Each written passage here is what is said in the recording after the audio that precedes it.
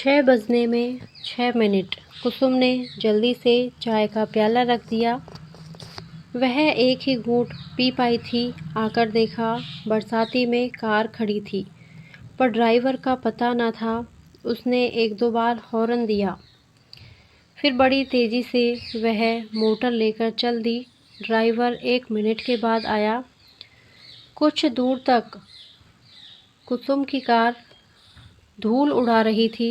इधर से कुसुम की कार बहुत तेज़ी से जा रही थी, उधर से किसी और की गाड़ी ने रास्ता काटा। परिणाम यह हुआ कि चौरस्ते पर बिजली के खंभे से दोनों गाड़ियां टकराई। दोनों ने बचाने का प्रयत्न किया, परंतु निष्फल। कुसुम की कार के सामने का कांच टूट गया और सामने का कुछ हिस्सा भी टूट गया। कार और वह अपना बेग खोकर मुर्दे की तरह पड़ी रह गई।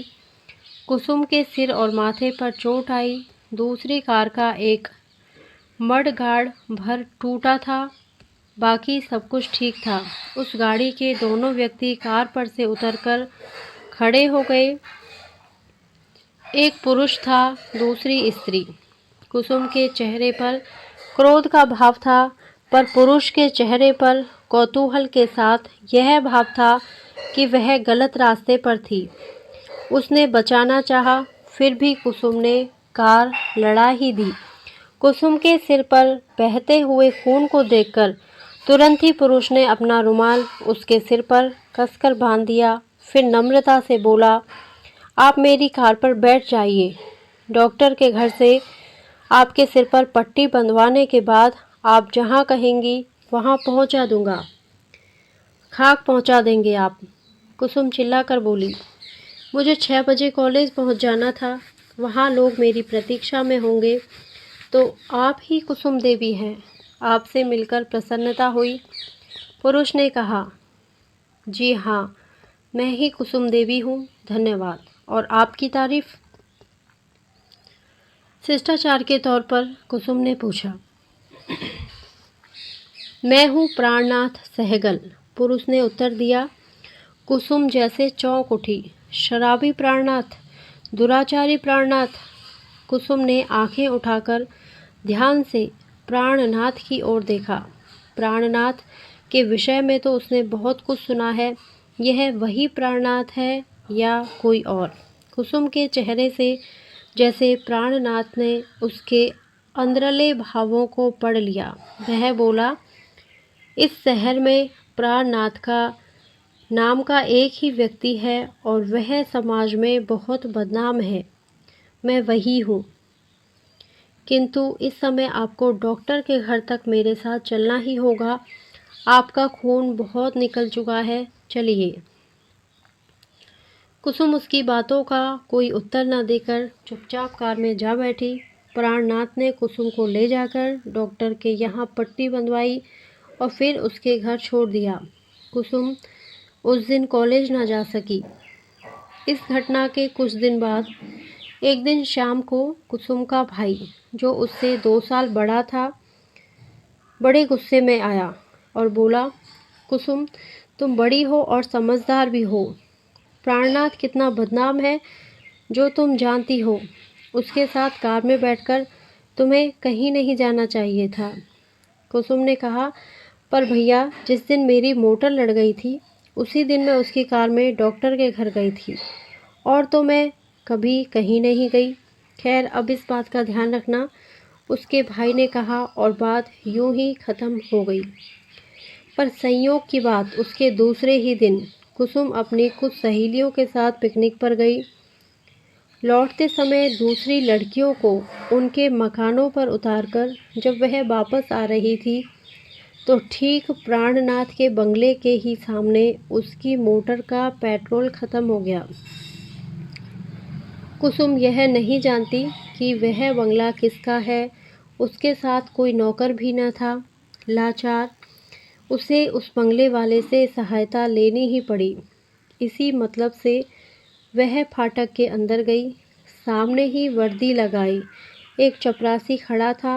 अंदर से संगीत की ध्वनि आ रही थी।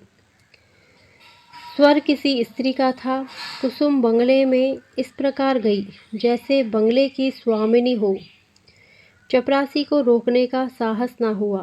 संगीत से उसने अनुमान लगाया था कि अंदर औरतें होंगी, पर अंदर पहुंचकर उसने जो कुछ देखा उससे वह एकदम सहम सी गई।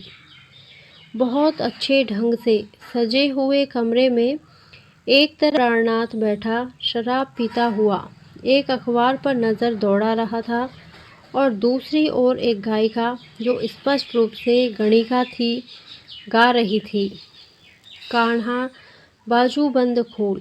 कुसुम को देखकर गायिका कुछ सकपकाई। कुसुम ने पहले गायिका फिर प्राणनाथ को देखा और ठिठक गई। प्राणनाथ ने भी कुसुम को देखा। वह खड़ा हो गया और बोला, कौन? आप हैं कुसुम देवी? आप यहाँ कैसे? फिर तुरंत ही उसने गायिका से कहा, बाहर के कमरे में जाकर बैठो।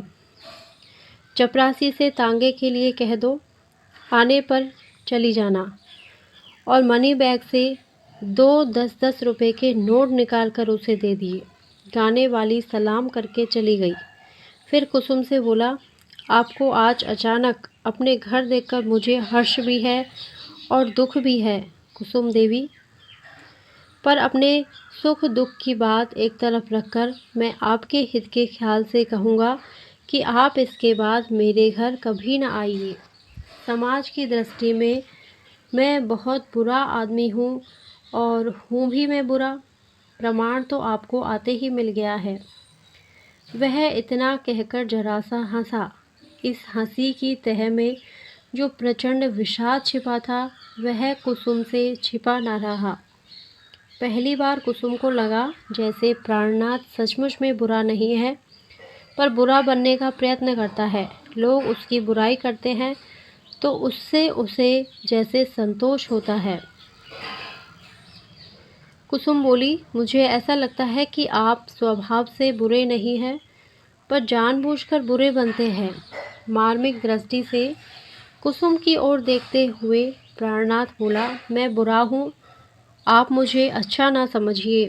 यदि आप मुझे बुरा ना समझेंगी तो मुझे दुख होगा। जरा ठहर कर। अरे हाँ, यह तो बतलाइए कि आपकी क्या खातिर की जाए, चाय लेंगी या शरबत? कुसुम ने कहा, मुझे कुछ ना चाहिए। अभी पिकनिक से खूब खा पी कर आ रही हूँ, पर मेरी मोटर को शरबत चाहिए। प्राणनाथ ने उसी समय उसकी मोटर में पेट्रोल डलवा दिया। कुसुम कुछ कहना चाहती थी, पर संकोचवश बोल न सकी। अंत में बहुत हिम्मत करके उसने पूछ ही लिया, आप इन गाने वालियों को क्यों बुलाते हैं? क्या रेडियो नहीं है? रेडियो की ओर उंगली उठाकर प्राणनाथ ने कहा, रेडियो है तो इन्हें तो मैं सिर्फ बदनाम होने के लिए बुलाता हूँ और फिर इन गरीब स्त्रियों को बुलाता हूँ जिनका नाचना गाना ही पेशा है, जिनकी युवावस्था समाप्त हो चुकी है, रूप रंग बिगड़ गया है और जिन्हें पेट भरने का और कोई चारा नहीं है। कुसुम ने पूछा, और शराब क्यों पीते हो? अपने आप को मिटाने के लिए। रुपयों का और क्या करूं? प्राणनाथ ने विरक्ति के साथ उत्तर दिया, मैं इन दोनों बातों को पसंद नहीं करती। आपके पास बहुत रुपया है तो मुझे दे दीजिए, मैं उनका सदुपयोग करूंगी। अधिकार के स्वर में कुसुम बोली। फिर आप ही आप शर्मा गई। उसे चाहने न चाहने का अधिकार क्या है? प्राणनाथ हंस पड़ा और वह बोला, आप नहीं चाहती तो ना होगा, पर आप मेरी चिंता क्यों करती हैं? मैं तो जानबूझकर मिट रहा हूँ और मिटने में ही मुझे संतोष है। पर इसका कारण क्या है? आग्रह के साथ कुसुम ने पूछा। कारण बहुत बड़ा है, जल्दी में मैं बतला ना सकूँगा। आप घर जाइए, रात हो रही है। आपके घर वाले चिंतित हो गए। कहते हुए स्वयं प्राणनाथ ने दरवाजे का पर्दा हटा दिया। कुसुम बाहर निकली। प्राणनाथ भी आया। कुसुम की कार बरसाती में ही खड़ी थी। इस कृपा के लिए धन्यवाद कुसुम देवी। प्राणनाथ ने कहा, मैं आपसे फिर मिलूंगी। कहती हुई कुसुम ने मोटर चला दी। घर पहुंचकर कुसुम कई दिनों तक सोचती रही।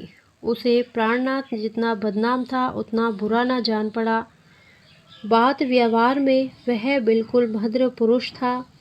उसकी बुराई करने वालों से प्राणनाथ ही उसे अधिक शिष्ट जान पड़ा। कुसुम सोच रही थी, कोई ना कोई बात है, इसके जीवन में कोई ऐसी घटना घटी है जिससे वह बहुत दुखी होकर ही अपने आप को इस प्रकार मिटा रहा है, बदनाम कर रहा है। कुसुम ने सोचा, मैं उससे पूछूंगी ज़रूर। और एक दिन शाम को कुसुम जब घूमने निकली तो उसकी मोटर अपने आप प्राणनाथ के बंगले की ओर मुड़ गई। बाहर चपरासी बैठा था। कुसुम को देखते ही दौड़कर उसने साहब को खबर दी। प्राणनाथ बाहर आ गया। कुसुम को देखते ही उसके मुरझाए हुए चेहरे पर कांति सी आ गई। वह बोला, आइए, अच्छा हुआ आप आ गई। आप उस दिन मुझसे दो बातों को न करने का वचन ले गई थी। उस दिन से मैंने नहीं की, किंतु उन दो बातों के सहारे मेरी संध्या कट जाती थी। अब तो शाम बहुत लंबी जान पड़ती है।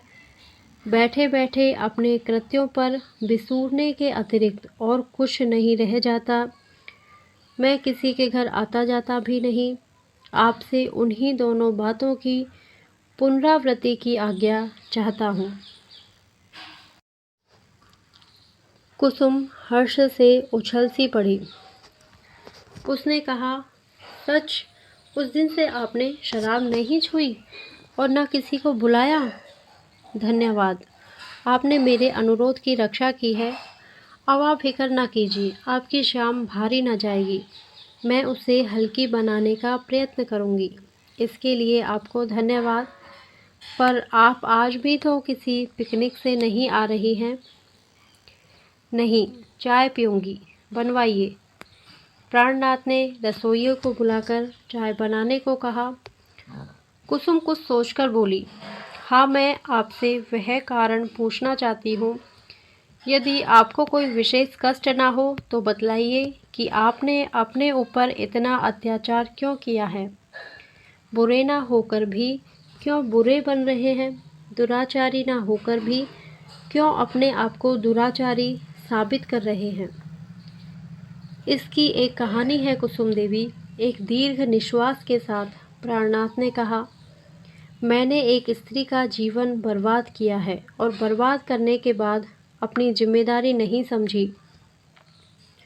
उस पर व्यर्थ का संदेह किया है, उसे सताया है और बड़े ही नाजुक समय में उसकी ओर से इतना उदासीन रहा, उसकी बातों को ठुकराया कि शायद वह गली गली टुकड़े मांगने तक को विवश हो गई।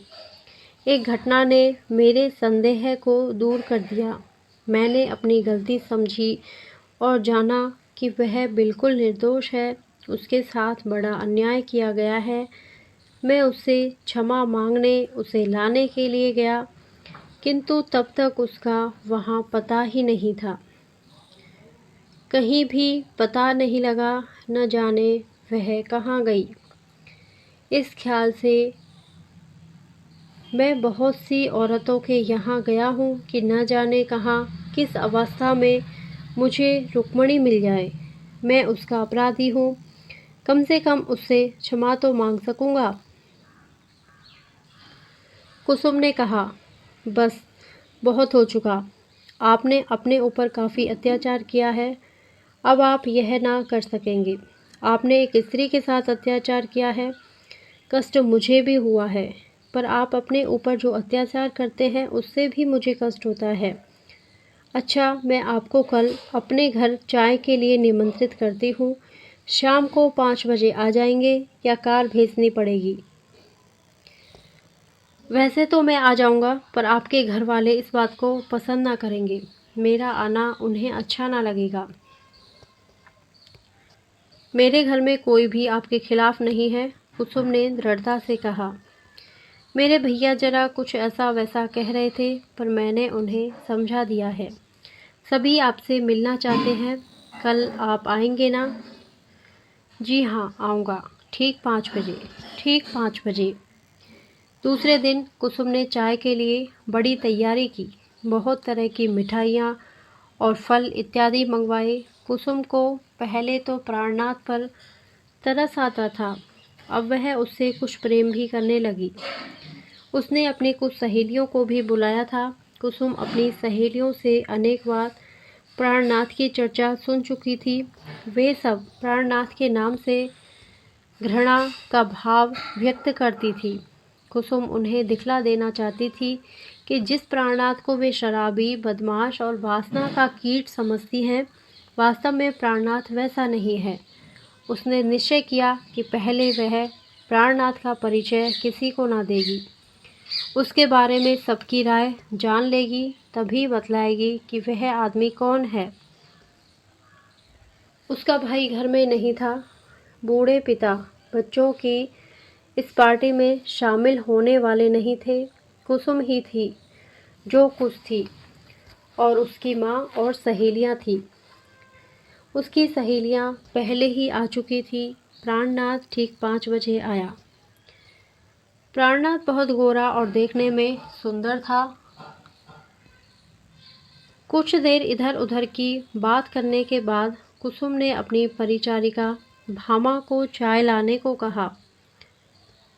कुसुम देख रही थी कि उसकी सहेलियों में से कोई भी प्राणनाथ से जंगली जानवर या हौवा की तरह नहीं डरती हैं, किंतु खुलकर स्नेह के साथ बातचीत कर रही हैं। एक दो ने चुपके से पूछा भी कि यह कौन है। कुसुम ने कहा, मेरे दूर के रिश्ते के भाई होते हैं। इसी समय भामा चाय लेकर आई। एक सुंदर सी ट्रे में उसने चायदानी और प्याले वगैरह सजा रखे थे। मेज के बहुत करीब वह पहुंच न पाई थी कि एकाएक उसकी दृष्टि प्राणनाथ पर और प्राणनाथ की दृष्टि भामा पर पड़ी। एक क्षण दोनों ने एक दूसरे को देखा। अचानक भामा जैसे कांप उठी। उसके हाथ से ट्रे छूटकर धरती पर गिर पड़ी। चायदानी उसके पैरों के पास गिरकर फूट गई। प्याले दूर दूर तक कमरे में बिखर गए। भामा निर्जीव सी वहीं धरती पर बैठ गई। प्राणनाथ के मुंह से एक चीख के साथ निकल पड़ा, रुक्मिणी, और वे सब अपनी अपनी कुर्सी छोड़कर निर्जीव सी पड़ी हुई भामा की परिचर्या में लग गए। धन्यवाद। यदि आपको ये कहानी अच्छी लगी हो तो प्लीज़ मेरे वीडियो को लाइक करें, शेयर करें और मेरे चैनल को सब्सक्राइब करें। Thank you.